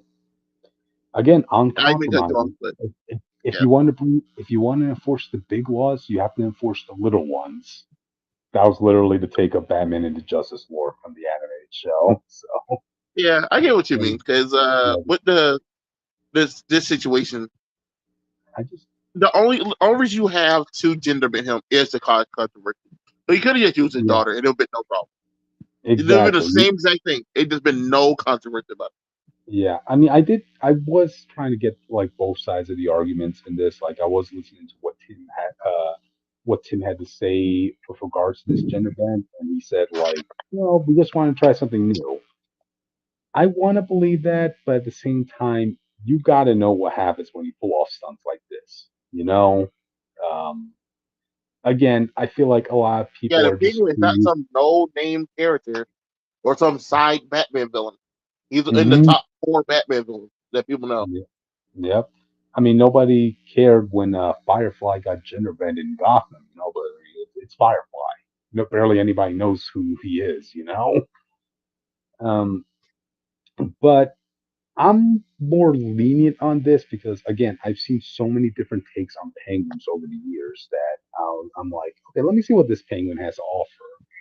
And from what I see, yeah, now keep in mind, audience, she's only in one episode, by the way, and that's the first episode. She's basically like Big Mama, gang lord. You know, she's the scary crime boss, Mama, who puts on like a show. You know, does singing at her iceberg lounge, which is a cruise ship this time. And yeah, she's a very scary mama. You know, she's tall. She has weight to her, power. You don't want to cross her. I mean, for God's sakes, she found out that one of her two children are snitches, and she kills who she thinks is the snitch, her own child. And later on, it was revealed, oh no, she killed the wrong kid. It was actually the other brother that snitched. So you're like, oh damn. Yeah, there's that. Um, I'm not in love with this take, but I'm not hating on this take. You know, it's its own version, as many other versions have been. You know. But yeah, that's just my 2 cents on the whole gender bend of Penguin. So just one episode, audience. That's it. There's definitely a lot of other good takes, like Harley Quinn, for example. Right? I'm in much agreement with Jake on that. Harley Quinn. Oh wow. When you see her as a therapist, she's bubbly. She's cheerful. She's the type of person you kind of want to open up to. She treats you as a friend. But then when she puts on the Jester costume, oh geez, she is all serious, man. She's basically playing jigsaw at that point. She entraps her rich patients and pretty much puts them through shock therapy, humiliation, and just brainwashing them. I'm like, God damn it, man. God dang it, woman. Like, yeah, this is basically this is a creepy version of Harley Quinn, audience, is what I'm trying to say. You know? Let me see. What are things that I like? Oh, apparently it was actually the actress who played Wednesday Adams, from the two Adams Family movies. Yeah, she's voicing Catwoman. Yeah, just think about that, audience. What else can I say about the show? Love what they did with Harvey Dent. And this show has to end with a cliffhanger of the Joker, So interested to see what they do there. I There is a problem I do want to address. Yeah. I ain't watched the show, but I've seen the designs. I need Okay. this show to stop actively making characters unrecognizable just to be different. Okay. Which example would you? My Avenger Superman did that. This did that. There's multiple characters here who, if you looking at them, you can't tell who they are. And I think that's a Mhm. problem when adapting a character when their look is just as much a part of them as their history is. Yep. I can see that. We've had quite a few examples of that over these past couple of months, definitely. Um, I think it was me and Jake who brought this up. But if you have to tell me who this character is when I see their design, then in that case, it's a bad design. Yeah. I'll still say this: when I was cooking and having the TV on, right, I had My Adventures of Superman on, and they mentioned Livewire's here. And I'm looking at the TV, like, saying, "Where's Livewire? I don't see Livewire. I see this like 6 foot tall, muscular black woman. Like, where's Livewire?" Like, uh, but is there any specific example from the show you want to bring up, Austin? Barbara Gordon. Oh, yeah. Well, they tried There's giving a her a least. scene where Barbara, Renee, and Harley Quinn are sitting at a table, and you can't tell who either three of them are just by looking at them. Harley Quinn, You can definitely kind not. of tell that Harley is Harley because of the hairstyle, and that's because Harley, as a therapist, always has the hairstyle. That's Hmm. about it. Yeah, Barbara, they tried giving her at least a purple suit to kind of like match her what she'll eventually be Batgirl, but I don't even think she's gonna be Batgirl in this adaptation. I don't see any setup for that. Renee Montoya, one thing I did kind of find odd, right? They ended up making a lot of characters plus size people. I'm like, they made Harley Quinn plus size. They made Renee Montoya plus sized. They even made Alfred plus sized. I'm like, huh. It's her Alfred and the Jarvis. Like what the fuck?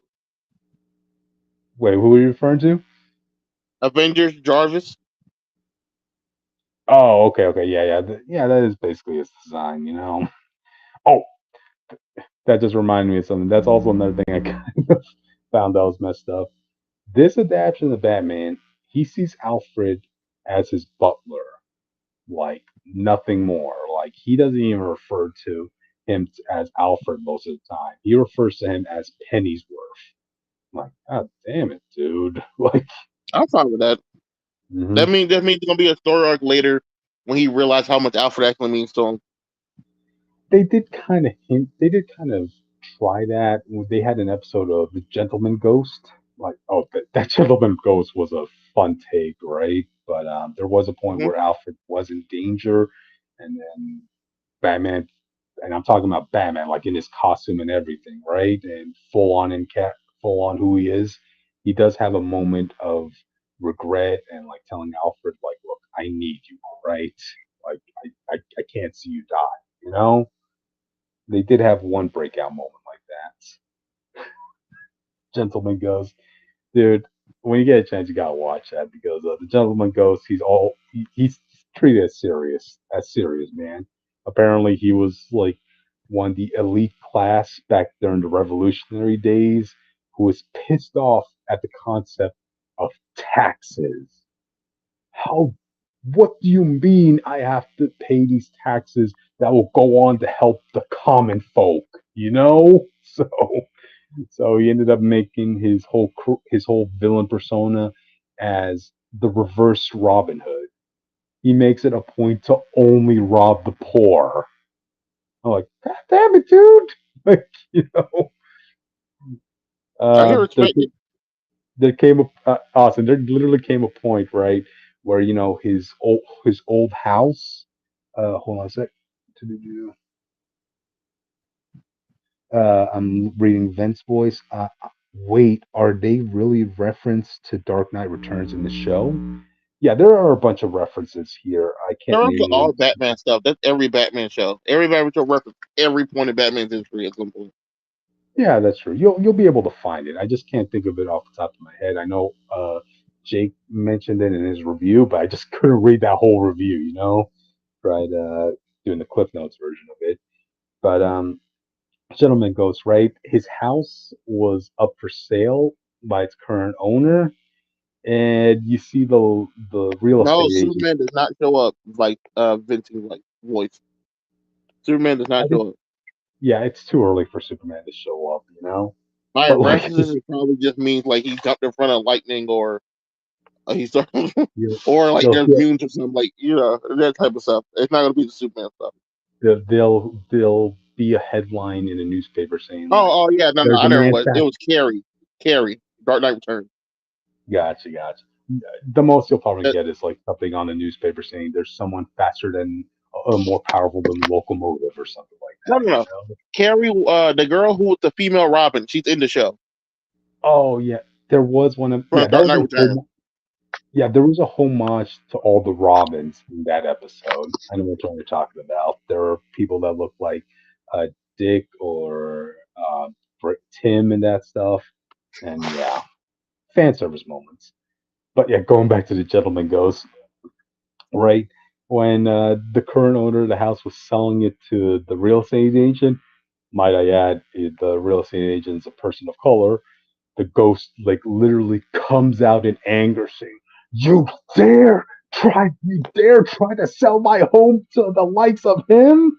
I'm like, okay, okay, yeah, you really are from a specific time period. I see, And when Batman was trying to fight him, like, the owner and the real estate agent are running away. The real estate agent's like telling the owner, "Okay, just so you know, I'm bulldozing this house down afterwards. All right."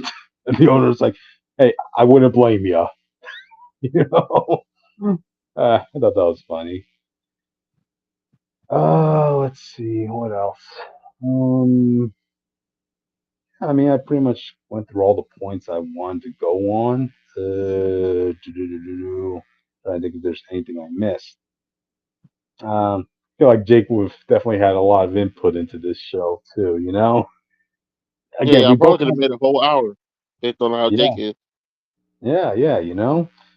Of all the nights for you to not be here, Jake, man. But yeah, good show, definite recommendation. It leaves me wanting more. I do want to see a season 2 of this, and given the fact that the ending is leading towards the Joker, I mean, yeah, of course we're going to get a season 2. It's Batman and it's the Joker. So all right, I'll give it a 9 out of 10 for now. It's yeah. So All right, alrighty message then. with you. Hold on a sec. Let me message which. Bear with us, audience. Hey. Oh, you're back? Okay. Yeah, I we was just got literally some. just watching Wait, shorts the entire time. he didn't say anything bad. Okay. He Okay, gave a I 9 out trust of you, 10. Austin. And I I'm trust you. entitled to my own viewpoints, which just to let you know. I So, trust you, Austin. For now. all Anyways, right, I all almost right. felt You dead ass. okay? Okay? We're done with the media news, audience. Now we're going on to the comic news. Who wants to do the next one? Carol Danvers canceled. Get her out of here. I'm sick of her That's books getting number ones and not selling. well, Austin. If it's any consolation to you, man, I think this is finally the point where Captain Marvel will be on hiatus. Like, the whole reason Marvel kept her comic series going. I mean, emphasis on going. I mean, they have to give her a new number one every so often. Is because they assume like it was going. She has a big relevance in the MCU. Now we know, like, yeah, her MCU future, like, we don't really see it in the foreseeable future. So Marvel at this point has really no reason to continue on with this character. Well, they're So, also still gonna keep her around as well, but we don't know what's well, gonna happen. To be honest yeah, with she's you, What do you mean? all the Like, time. she's still gonna be in books. She just won't have her own. Like, she's still yeah, the main character of Avengers right now. yeah, exactly. Like Yeah, she's she's kind definitely of gonna get I hated. feel like she does work better in team books most of the time rather than Yeah, in yeah. I mean, solo. Kelly Thompson's run was the most well. It had a rocky start in the beginning with how they depicted Radioactive Man, but after that, it was able to be consistent. Yeah, it was a decent run. That's what I'm trying to say. But the following Was up that the one, run with Namor? with Namor's son. Yeah, he had Yeah, a child yeah. with That Emma that that Frost. book was okay. That book's pretty good. Yeah, I'll get that. yeah, yeah. But it was really the following run that was just the straw that broke the camel's back with me, specifically for the writer. With The Alyssa worst part is Wong. Carol's outfit is great. I'm kind of mad. Which Oh yeah, outfit? this outfit or like her Hellfire Gal outfit, because her Hellfire Gal outfit is killer. Hmm. Both of them are good. But I know she's not going to wear this in Avengers, so it's like you wasted this outfit now. Hmm. No, hold on a sec. Okay, hold sick. I want to read the comment Venting is saying. I think Cryptid did a great job on his review, if my opinion means anything. Well, thank you, Don't Venting. don't inflate his ego.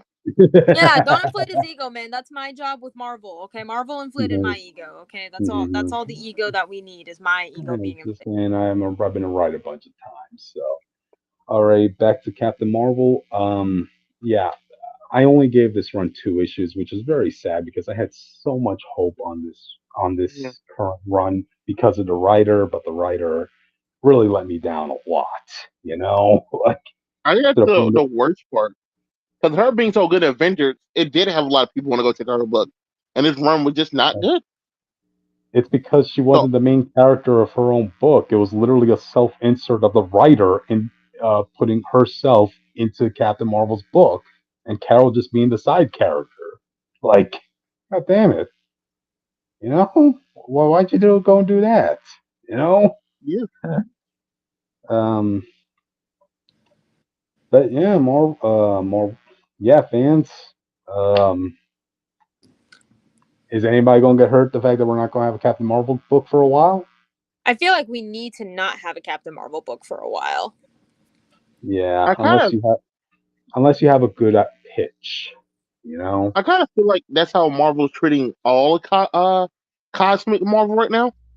The Guardians of Hmm. the Galaxy doesn't really sell as well as they used to. Like at my comic shop right now, they have that recent Guardians run with from like a year or two, like a year and a half ago, I think. Still, I think that was by Yeah, Jackson Lanza and Colin Kelly. I don't know. It the had one Billy and from Ted on the cover, and I almost bought it, but then I looked at it and I hated the art, so I didn't buy it. Hmm. Cosmic Marvel has been struggling for like the last 10 years. Yeah, 1,000%, man. Oh Can't catch a yeah. break. Empire was the biggest thing you had, but people did not care after the event was over.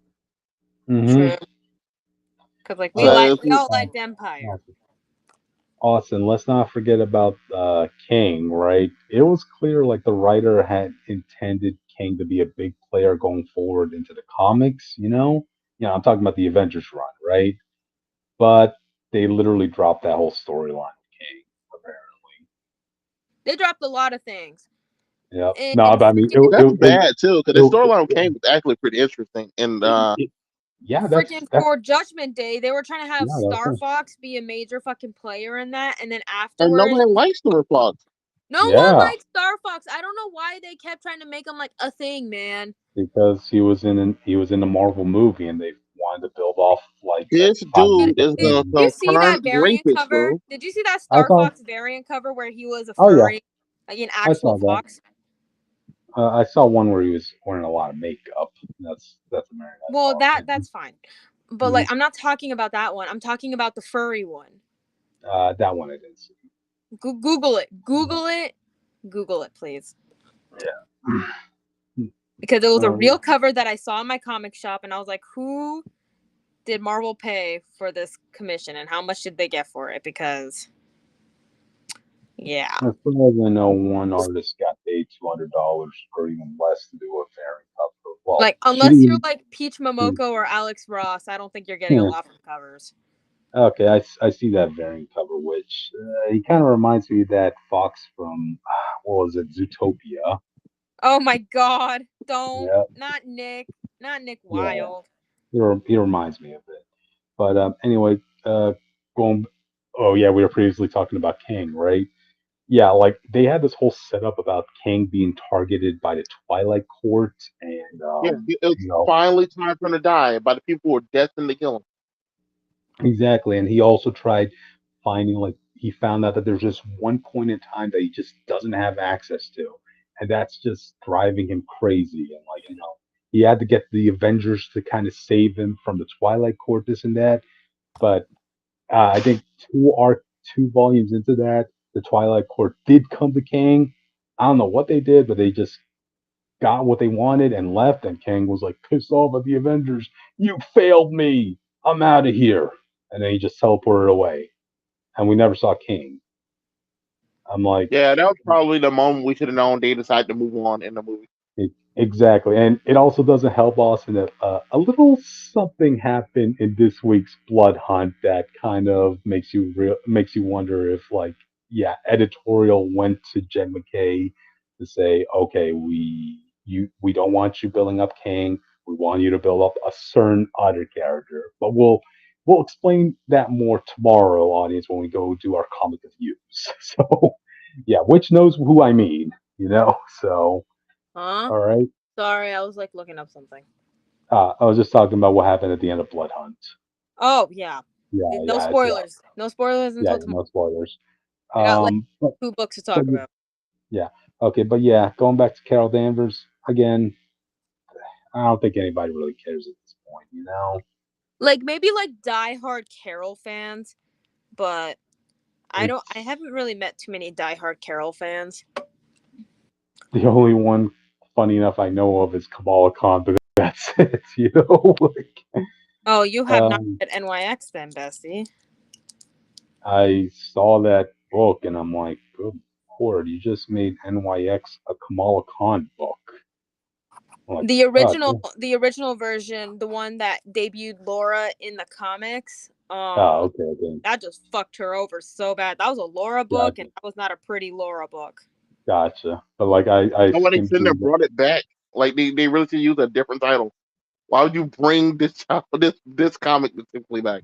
You needed you just needed it to title it Miss Marvel and Her Amazing Friends, because that's really what NYX was, They also broke up David and Tommy off panel, and it pissed me off. They do that all the time. I mean, I'm sure Quicksilver had a girlfriend in Uncanny Avengers, but Monet, the next yeah, but the next writer. Monet before her, and in Unity Squad, he had another girlfriend. Every book, he has a new girlfriend. Yep. Because he's not allowed to date Namor. That's why. And it's also the same thing with America Chavez. She has a different girlfriend in every run. Every writer wants to give her a different girlfriend. Because they refuse to let people have these motherfuckers have consistency. That's why Deadpool and Valentine broke up, which I'm still salty about, audience. I'm salty. Yeah. Hey, if it makes you feel better, Deadpool echoes that saltiness in his current book. So Hey, I'm salty. They left a hole in his heart that Deadpool's just trying to fill up with money. I just love how we just went completely off topic from this Carol Danvers discussion, which just goes to show her relevance, really, So yeah, that's why when no one's reading the book. Again, I'm sorry, the writer, you self-inserted yourself into this book as the main character, man. That's just unforgivable, I mean, if I was to self-insert myself into a book, I would just do it for like a panel or two, maybe just. So you're Dan Slotted. Oh, hi, Silver Surfer. Yes, you can date my daughter. Congratulations. I'll probably do a Jerry Duggan sort of self-insert where like he popped up in the last issue of his Deadpool run only to get himself killed by Deadpool himself. Yeah, sorry I gave you such a tough run, buddy, but yeah, bam. Oh, you know what? Let's have fun with this. How would you two self-insert yourself in the book? Oh, I already thought of that. Go ahead. Nope, you don't need to know. Okay. Is it like a whole arc? Is it just one comic, or just a few panels? Just give us it's mostly just mentions, and then maybe show up in like the last issue or the last page, depending on how long the book is. Okay, just mentions. Austin? I'll be killing Namor. You be killing Namor? Wait, which version of Namor? Every version, to be honest. It'll be a multiverse thing. A multiverse killing Namor. It'll be a Fantastic Four mystery book and they'll be trying to figure out who killed Namor. It'll be me, the writer. No, it'll be you, Bricky Wall. There you go. It's just a brick wall, and then when I open my eyes, they realize I'm a real person. Damn, brother. I'll send you the link to the Marvel wiki page of all of his variants. Gotcha. You have Venting Voice saying she hasn't really had a marvelous run, has she? Yep. And he's also saying, I put myself in a Spider-Man Peter book and make myself his best friend because he needs a day one homie that can help him through stuff. Yeah, come on. Sometimes we need our that one with Randy, and then they decided to move him out and get him a supervillain girlfriend. So there you go. We all need a bro. We all need a bro. Yeah. We all need a voice. bro. Yes, we do comic reviews. We do comic reviews on Tuesdays at 10:30. Same time. That's true, not Jake. All right. But anyway, hey, Jake is dead. I killed Jake. And we have a clone of him, his own version of Ben Reilly here. So, all right then. I guess with that, we can move on to the next one. Oh, Cryptid, you do the next one because I want to do the last topic. Okay, hold on a sec. Give me some time. Okay, wait. Austin, do you want to do the next one? I guess so. Okay, hold on. Marvel comes to stop QR code skits following backlash. So the people don't know. At the end of comic issues recently, Marvel's been having a QR code that you can scan and get bonus pages of just behind the scenes stuff. Mm-hmm. And people are like, this sucks. Stop doing this. Because they feel like some of this stuff wasn't important enough to be in the story in a lot of cases. Wasn't there a case of a first appearance being on that QR link? I believe so, but I couldn't find more on that when I looked. Yeah, but I heard people talking about it. Yeah, that's a dirty tactic, Marvel. Dirty tactic. You know. I personally wasn't looking into this because I thought it was going to be like you remember when Wolverine first came back and it was like, oh, buy these comics, look at the end for the hunt for Wolverine. Where is he now? I thought it was stuff like that, so I wasn't looking at it. They had Wolverine do the most randomest thing, like I'm looking for the Infinity Stones. Yeah, I found 2, so I'm just gonna leave. I'm gonna give one to you, and then you can have this one, and I'm gonna. I'm just gonna leave one in a bathroom or something like that, and so peace out, guys. Like, wait, what? Like, oh, dude. Yeah, but yeah, go on. You were saying something more, Austin? Yeah, well, I thought it was just something like that, so I wasn't scanning the codes myself. Mm-hmm. But apparently, like, sometimes it's big information that could be important to the story. Like you said, I believe there's a first appearance, but I couldn't find more on that right now. Gotcha. But the fans are heated. Yeah, the last time I saw something like this happen was when it was the death of Miss Marvel, where they did this exact skit where they had a QR code at the end to show you that last page of Cyclops coming in and it implying that he's going to resurrect Kamala. Yeah, that's the last time I saw this happen. Yeah, something super important to the story that should be in the book. Yeah. Hmm.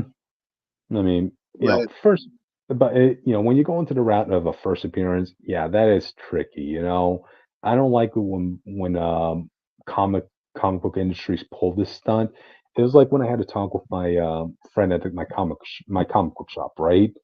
What was the name of that evil Harley Quinn? I keep forgetting her name. The one that's supposed to be just an evil version of Harley Quinn. Punchline, yes, that one. Frank? You say Frank? I was like thinking of a character from the Batman TV show. All right. This man said Frank. Hey, come on. All right, it's past midnight. All right, I'm allowed to screw up here and there. All right. No, you're not. You have to be perfect. My favorite Batman villain, Frank. That was when Joker won his own sidekick. Yeah. But anyway, going back to a punchline, right? My comic book friend at the comic book shop was like telling me how it pissed him off because before Prank's first appearance, her first full-on appearance, right?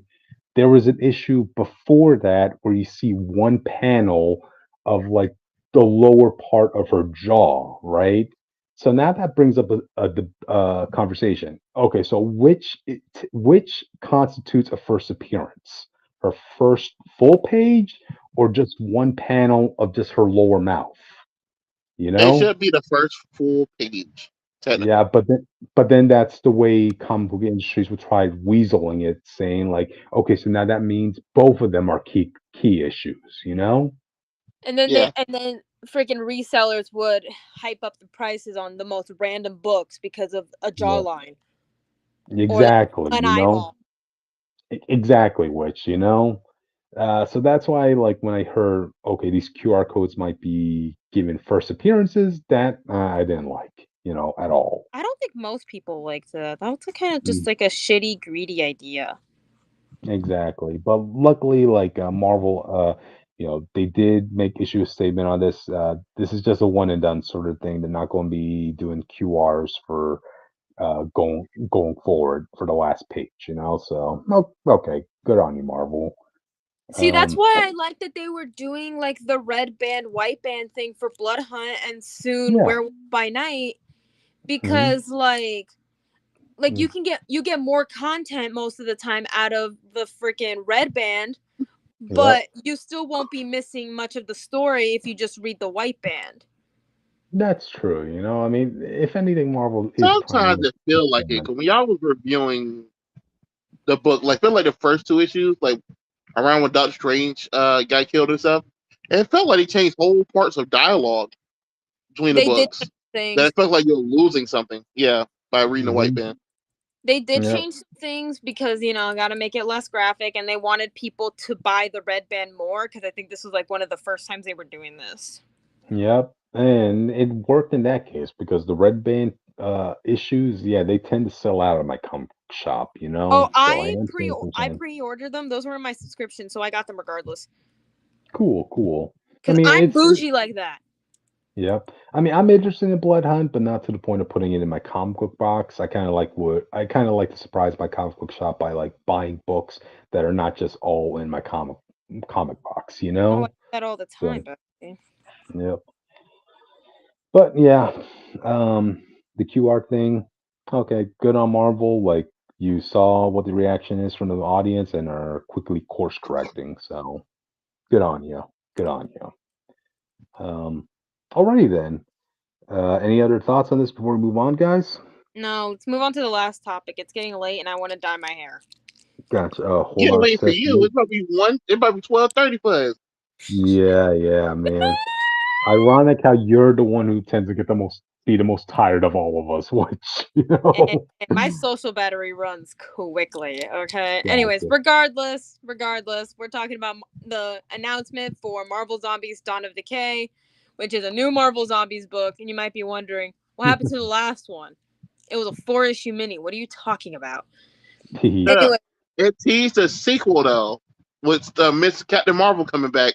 The origin of that zombie virus. yes. So I'm gonna get into it.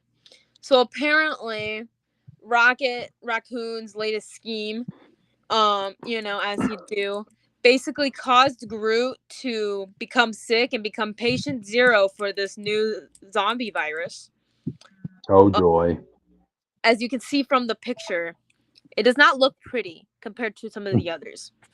Hmm. You know, yeah, we don't have much on this so far. It comes out on September 4th, and yeah, I don't know how to pronounce that last name. Um, Who's so writing it? Thomas Craig Juski, I think that's how you pronounce it. I tried my best. Um, Gotcha.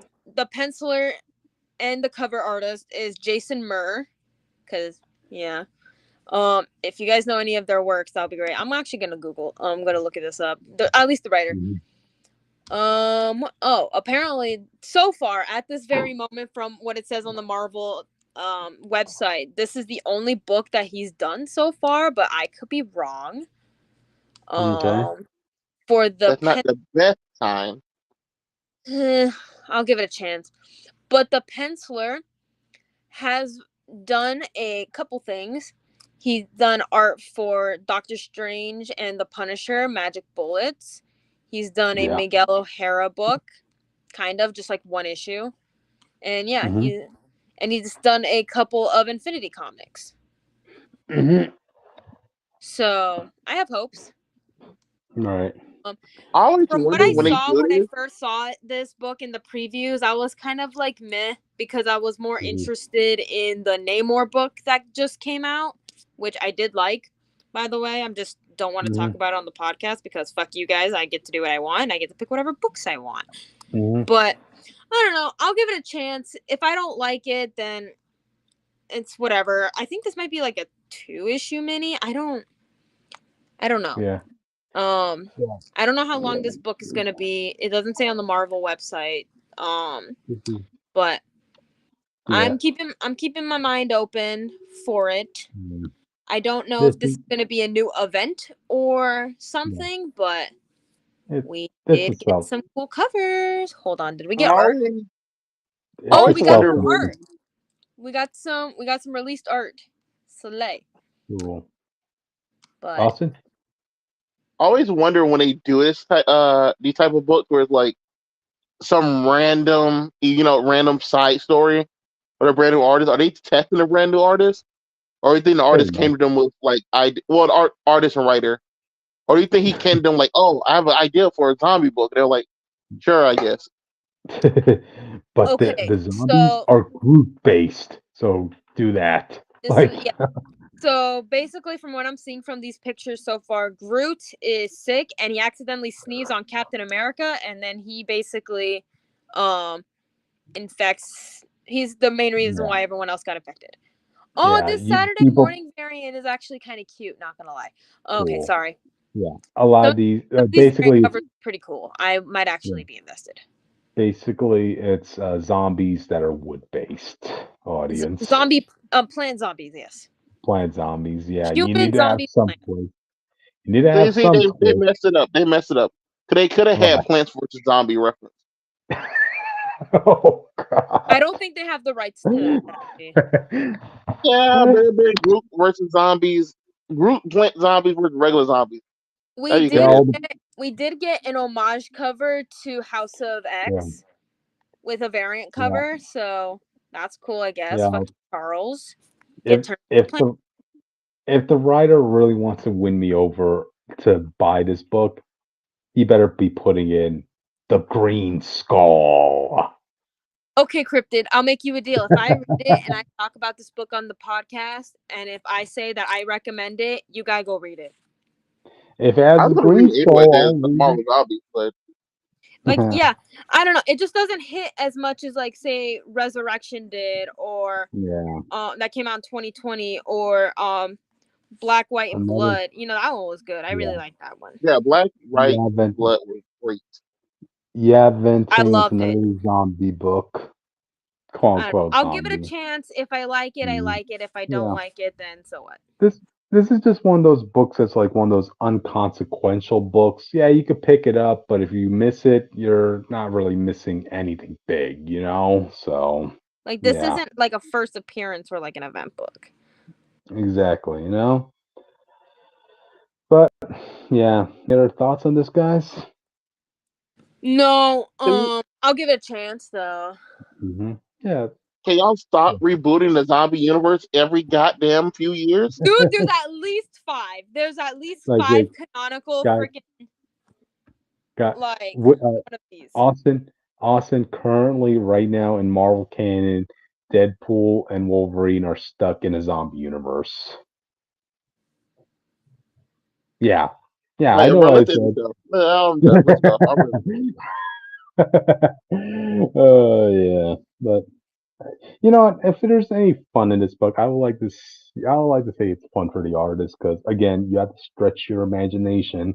Where you can't just draw characters as zombies. You have to draw them as plant zombies. You know. I mean, I can. But you look at the design; it doesn't look that good. I can admit that this is different. Yeah. How do you expect zombie plants to look like, Austin? Well, think about this.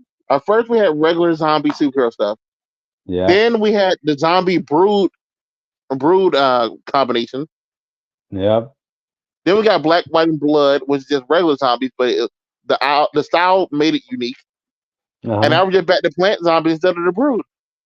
Mm. Full circle, man.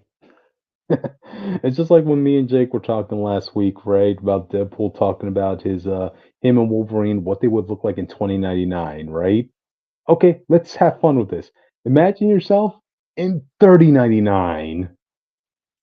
I'm okay. Come on, Austin. Think of yourself in 39. Think of Deadpool and Wolverine in 3099.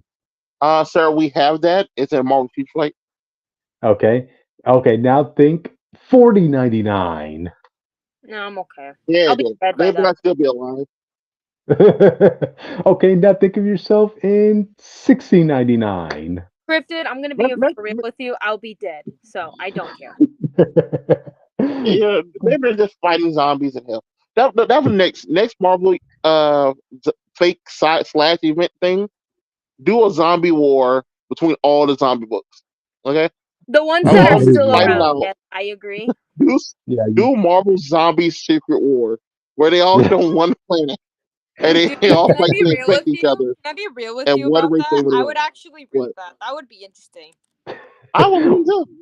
The multiverse of zombies is what you're telling me, Look, Austin, in which all one virus to rule them all. All right. Yeah, like which keep in mind, there was a Marvel Zombies book where they went to the universe of where all of the Marvel characters are apes, and guess who won that fight? It was the fucking apes. Also, wow. Sue Storm had a disease in its timeline where she looked like a human, and everyone just thought she was weird. I thought it was funny. Hey, you know what, guys? If you guys want to bring up all the zombies going up against each other, can we bring up the zombies from Night of the Living Deadpool? Sure. They count. Yeah, because that book wasn't bad. The twist on that was the fact that zombies now got to eat a bit of Deadpool's flesh, and they started turning into Deadpools. Oh God! So now they're going around collecting survivors, infected them with a zombie plague, and also infected them with Deadpool DNA, turning them into Deadpools. Anyway, a world with nothing but Deadpools. I just finished this one Namor book, and I thought it was really good. It was a horror book. Gotcha. Yeah. Let me read venting. Will we as a species be alive till 1699? What if we transcend? Yeah, what if we transcend and become gods by then? Never know, man. Never know. You know? Also, off topic, but still Marvel. I don't know whether this would be good news or bad news for y'all, but remember that comic Spider-Man Reign? We're not talking about the sequel. No, we're not talking about that. That's never going to be on the channel. We're not talking about that. Cool, perfect. Because now at least you know about it. Thanks for bringing it up. Anyways, gotcha. All I wanted is I'll give this book a chance. If I don't like it, I don't like it. If I like it, whatever. Yeah. All right then. Well, I guess with that, we got through all the topics. And also, one last thing. In 2 weeks, Werewolf by Night #1 comes out. So pre-order that book. Red Band and White Band. Yep. Gotcha. All right then. I guess with that, that's it, audience. Come join us tomorrow as we talk about the comic reviews of the week. Yeah, 10:30 every Monday and Tuesday, sometimes Thursday, and whatever extra day. We have extra reviews sometimes, like Dragon Prince. Whenever that's happening, we will. Yeah, whenever that happens, man. Yep, we'll do. All right, audience. We'll see y'all next time. Bye.